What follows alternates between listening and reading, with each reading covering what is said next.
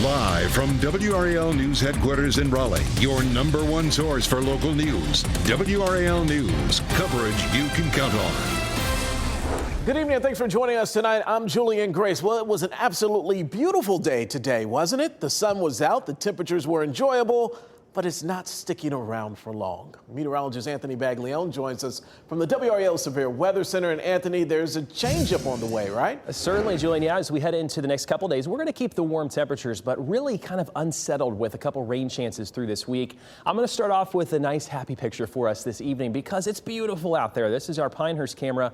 Lots of people out there golfing, just enjoying. A lot of sunshine still sticking around here. As we head into this evening, though, as the clouds start to filter back in, we're going to see temperatures mainly get into the 50s. Nonetheless, though, we sit at close to 70 for most of us right now, 64 in Goldsboro.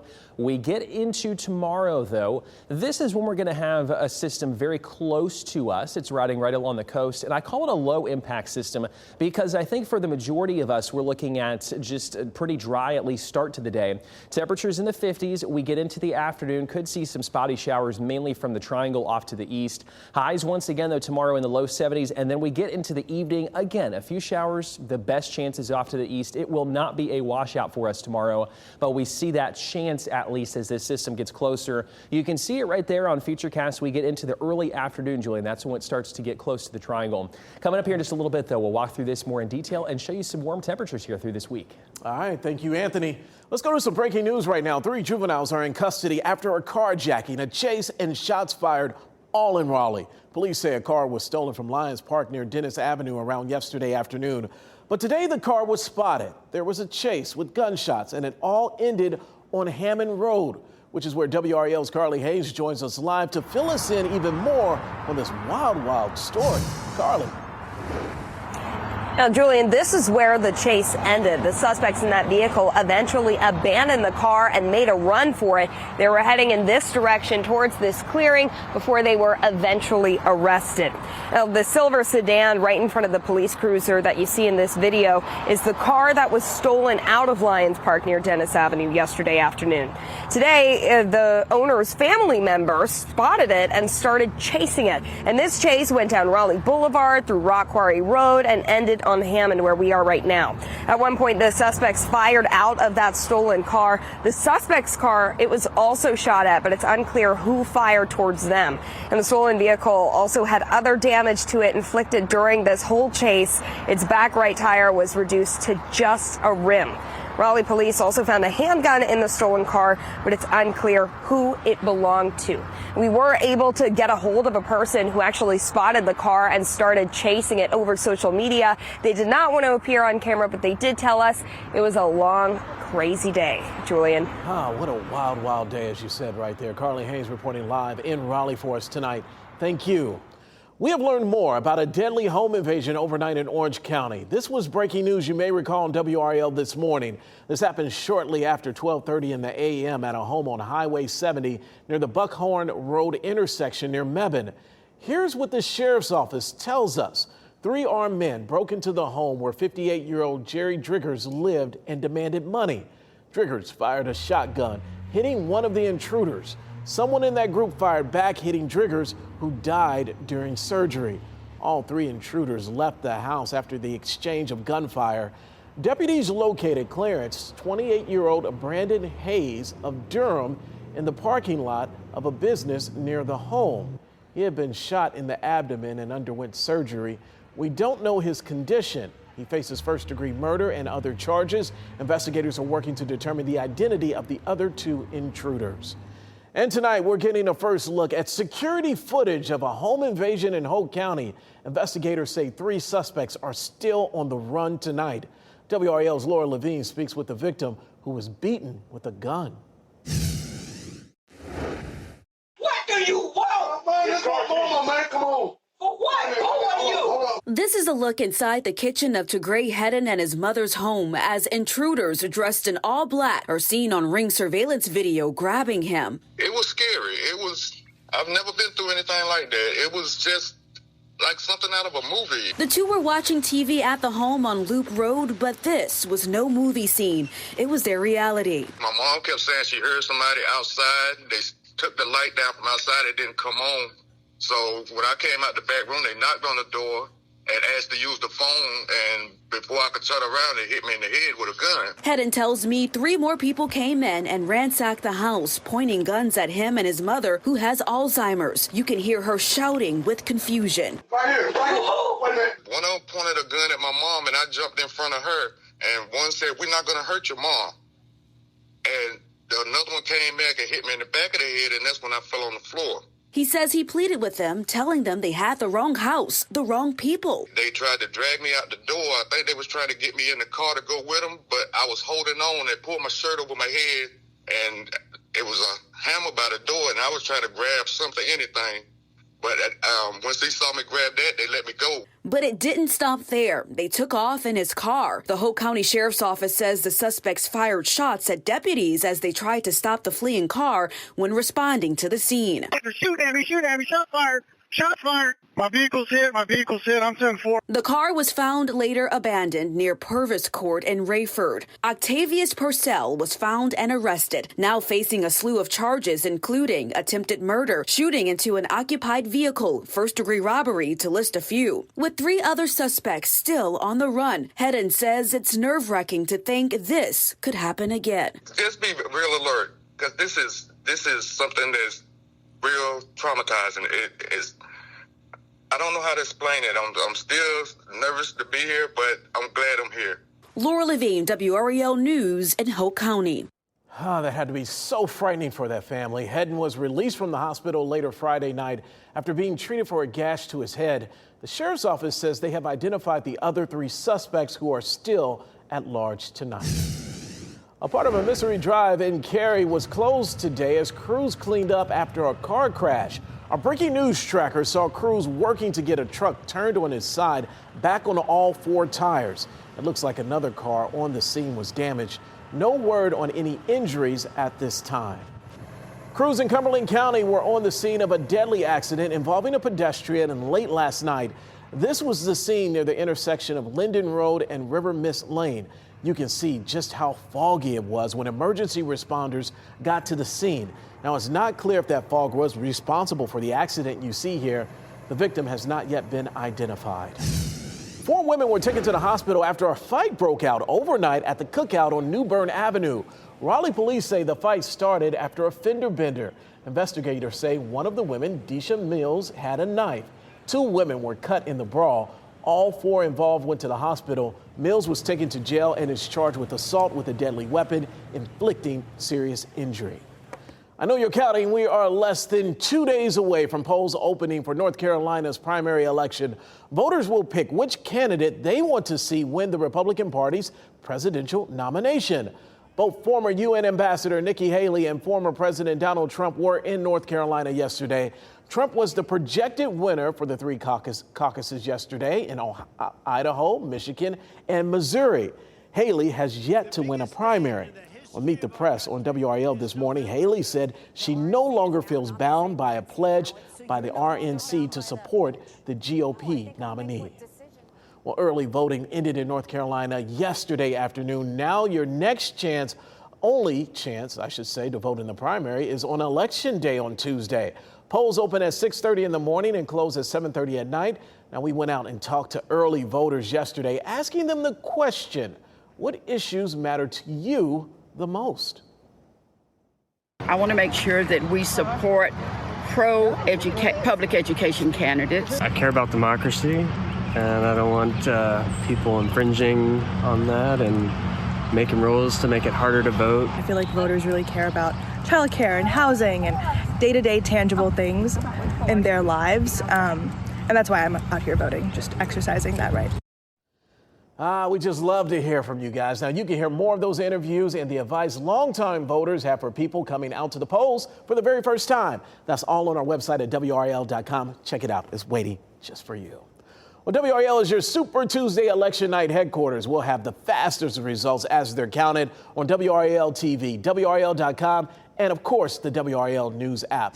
Look for updates on all the big races every 30 minutes after the polls close on WRAL News Plus, which you can find on Channel 34 over the air, Spectrum 1257, your smart TV and mobile devices as well. Now, Now, throughout the night and on air and online, we'll have insight and analysis from our NC Capitol team. They will get you ready and dissect all of the votes as they come in. Well, for national coverage, NBC News will have a full wrap-up of Super Tuesday results from across the country at 10 p.m. on WRAL. And our team of reporters will have you covered with the local races at 10 o'clock on Fox 50. Then at 11 on WRAL, we'll have it all for you, the big local and state races, and a recap of Super Tuesday from across the country. A 10-year-old just received a gift to help her achieve her dreams. You have to see this story. I'm so excited to tell you about it. How she was able to get a brand new wheelchair to improve her game on the tennis court. Plus, they're back.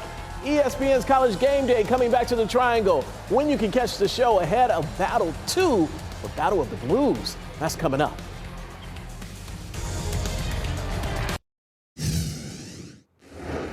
Breaking right now in the WRAL Live Center, Vice President Kamala Harris calls for a ceasefire in Gaza during a speech in Alabama today. Take a look. She was there for the 59th anniversary of Bloody Sunday in Selma. In that speech, Harris also condemned Hamas and called on the Israeli government to increase assistance in Gaza. It all comes just one day after the U.S. military airdropped humanitarian aid. Back to you. Well, people who live in southern Wake County will soon have another option for medical care. Let me explain. The Wake County Southern Regional Center is reopening tomorrow. It will offer parental care, pediatric care, and STD testing for people in South Raleigh, Apex, Fuquay, Varina, and other parts of southern Wake County.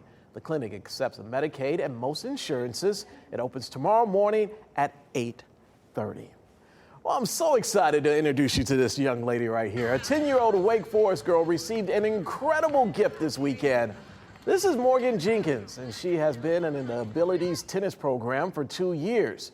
She's been in physical therapy since she was 15 months old with an unknown diagnosis. Through her program, Morgan has shown her dedication to tennis with a wheelchair that did not allow her to move around the court freely. Now, the Abilities Tennis Association of North Carolina has brought her a new sports chair that allows her to fully participate in the game. So being able to provide, Morgan, or someone in Morgan's position, the ability to be able to, to be a little bit more mobile, in a sport that they enjoy. I mean, it means a lot. I felt very, very excited. I felt like grateful.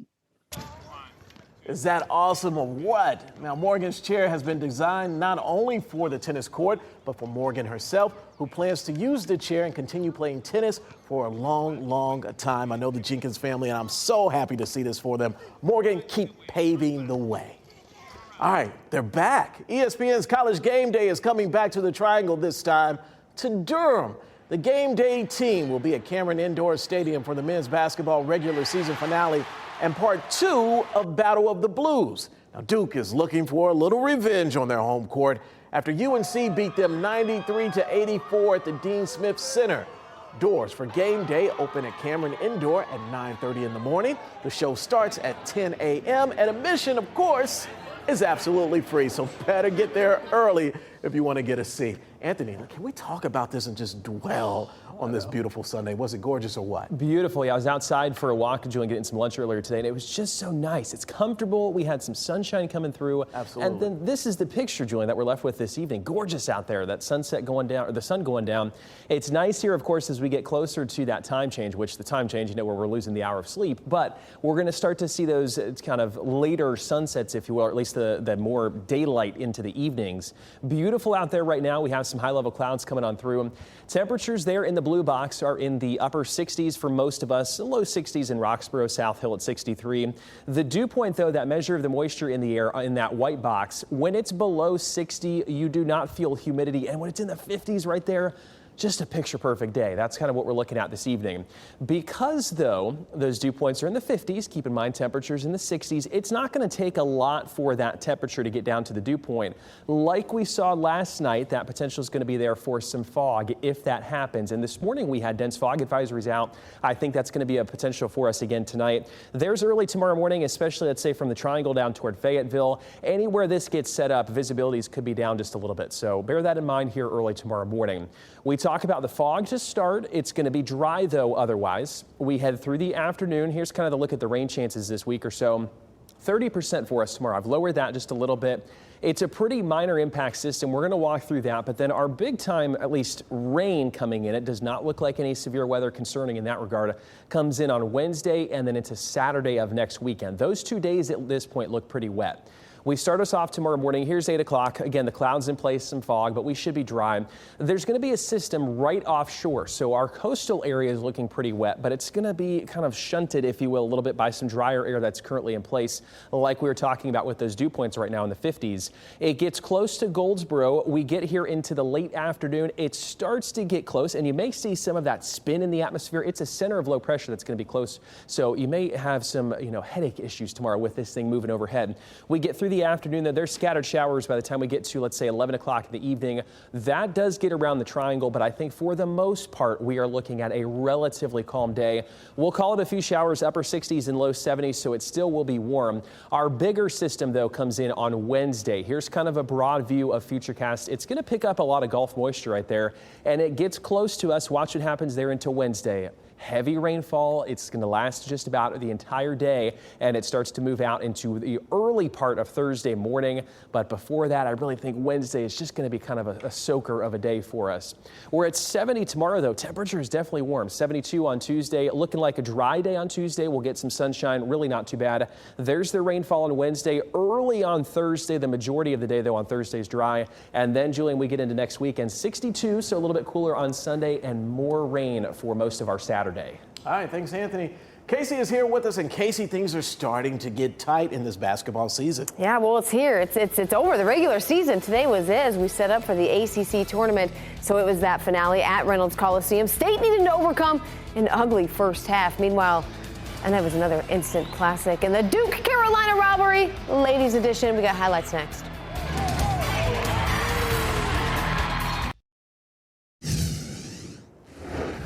Final day of the regular season means senior day. NC State celebrating River Baldwin, Mimi Collins, and Madison Hayes. But back getting some good news. Hayes does plan to return for her final season. Now, this afternoon was an important game for NC State for ACC tourney seeding purposes, hosting a Wake Forest team that is 2-15 in ACC play. But Westmore warned the Dinks play State tough in any sports. Let's get you out to Reynolds Coliseum, and let's go freshman to senior. Zoe Brooks finds River Baldwin. She had 13 points in this one. Now, these two teams had just 12 points in the first quarter combined. Woof!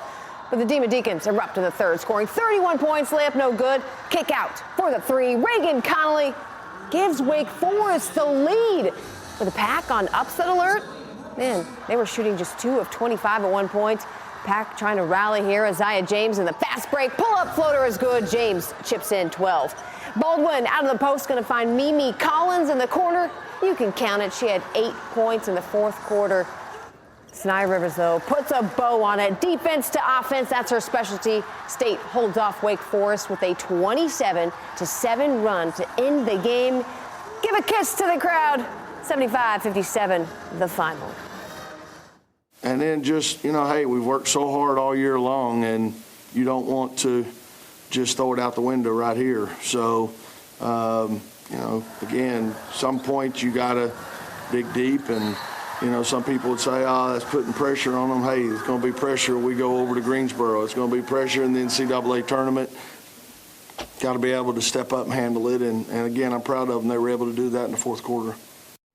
Well, last month, Duke made an incredible comeback against North Carolina, outscoring the Heels 34-14 in the final quarter and overtime. Both squads going 3-2 since that game. Duke Carolina sitting 7th and 8th, respectively, in the ACC standings, playing for rivalry bragging rights, of course, but also those tournament seedings. Let's get you out to Carmichael Arena. Kayla McPherson getting them all fired up, even though she can't play in this one. Now, Carol Lawson, always intense, but she's ready to go. UNC, though, taking it to them to start. Deja Kelly, the top finish. Then it's fellow senior Alyssa Usby, the signature step through. UNC got up 22-7 over the Blue Devils, but Duke never out of this one because of that lady. They respond. A three from Emma Cable. Momentum starting to shift in this one. Then we got nice ball movement. Kennedy Brown caps off a 20-4 Duke run. Blue Devils were up 1 at the half, but this one comes down to the wire. Heels take the rematch 63-59. We're going to have a full breakdown and reaction from that one. Plus, we'll have the breakdown of the brackets, plus a whole lot more tonight on Sports Extra following the 10 p.m. news on Fox 50. To the Diamond, North Carolina completes the sweep over Princeton. Luke Stevenson sends a missile to Karen Shelton Stadium. 102-mile-per-hour exit velo, his second dinger of the season.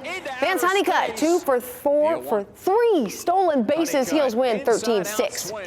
To the dope, number 14, NC State hit 8 home runs in yesterday's doubleheader against Towson. Today, a little small ball, kinda. Jacob Cozart to the fence RBI double, sparks a 4-run first. And how about Alec Makarevich? He stays hot. It was batting practice for him. 3 doubles, 5 RBIs. Pack sweeps the 4-game set, 14-4 the final.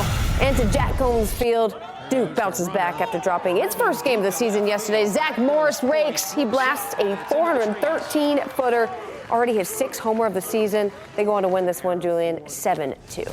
Oh, what a great day to watch some baseball. Thanks, Casey. And thanks for joining us. Have a great night. We'll see you a little bit later.